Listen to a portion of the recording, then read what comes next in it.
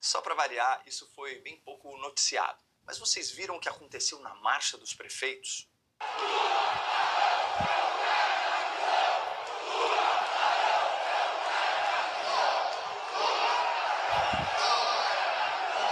Pois é. Numa semana em que, em tese, o governo petista tomou fôlego eleitoral, milhares de prefeitos e gestores municipais recepcionaram o vice-presidente da República, Geraldo Alckmin, puxando um coro de Lula ladrão, seu lugar é na prisão. O Palácio já esperava certa animosidade, considerando que Lula foi vaiado nas edições anteriores da marcha, nos anos de 2024 e 2025, e por isso decidiu poupar o petista de um novo constrangimento nesse ano de eleições. Episódios como esse têm se tornado mais frequentes, especialmente quando a comunicação do governo não consegue coreografar nos mínimos detalhes as aparições públicas de Lula, sempre marcadas por plateias amistosas, ambiente controlado, entrevistas chapa branca. Lula não se sente confortável com o contraditório, gosta de jogar com a torcida sempre a favor e faz o que pode para não desgastar sua imagem controlando a narrativa. É por isso que o petista se recusou a participar da tradicional conversa com jornalistas no Salão Oval após o encontro com Trump, preferindo organizar uma coletiva de imprensa na Embaixada Brasileira com lista aprovada de jornalistas e ordem de perguntas sorteada com antecedência.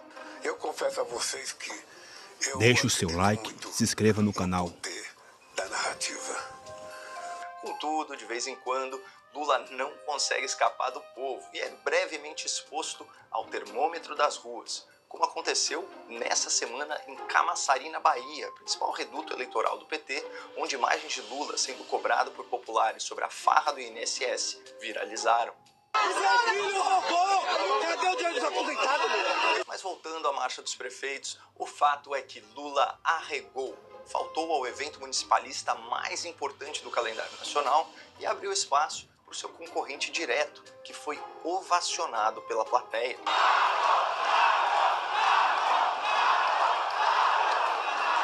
Quem aí quer a volta do Bolsonaro? Talvez essa seja uma das agendas mais importantes que qualquer pré-candidato à República tem que fazer. É um grande desrespeito não comparecer a uma solenidade como essa. Dito isso, uma pergunta se impõe. De onde vem essa preferência indisfarçável dos prefeitos pelo candidato líder da oposição? Afinal de contas, depois de criticar o tal orçamento secreto na campanha de 2022, Lula bateu todos os recordes de liberação de emendas parlamentares, especialmente as emendas PIX, que caem direto no caixa dos municípios. Para se ter uma ideia, foram 127 bilhões de reais em emendas nos 3 primeiros anos do governo petista, um aumento de mais de 50% em relação ao mesmo período do governo anterior. Mas isso não é nada comparado ao orçamento desse ano eleitoral de 2026. 61 bilhões de reais em emendas, um recorde absoluto. Com tanto dinheiro jorrando dos cofres de Brasília, era de se esperar uma recepção um pouco melhor que essa. O fato é que, sob gestão de Guedes e Bolsonaro, o caixa dos municípios era superavitário, mesmo durante a pandemia. Em 2021, esse valor atingiu o seu ápice, superando os 100 bilhões de reais de caixa nas prefeituras, em parte por causa das medidas de responsabilidade fiscal adotadas pela União, como congelamento de gastos com folha de pagamento durante a crise da Covid-19.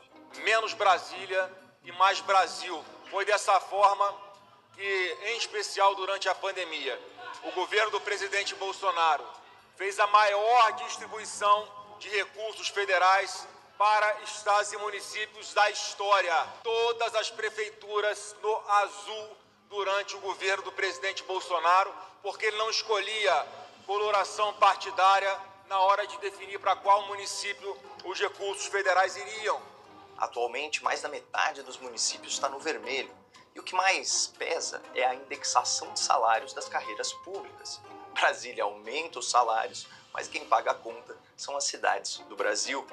Também não ajuda o fato do governo federal parasitar os municípios mais produtivos, arrecadando uma fortuna em impostos sem oferecer uma contrapartida justa. E, finalmente, existem reclamações de interferência política do judiciário em repasses vindos do Congresso, especialmente pelo ministro Flávio Dino, o companheiro comunista indicado pelo Lula, que parece exercer pressão sobre os prefeitos em alinhamento com o governo petista. Mas tem um último ponto que não pode ser ignorado. Esse é o mapa ideológico do Brasil por cidades, depois das últimas eleições municipais em 2024.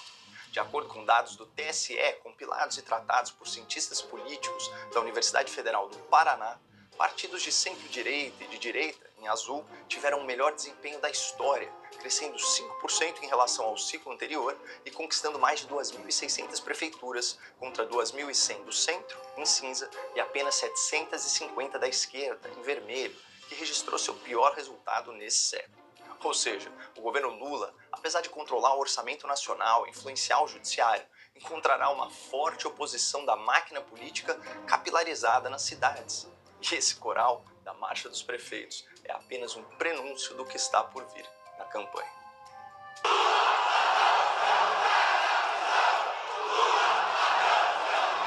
Pessoal,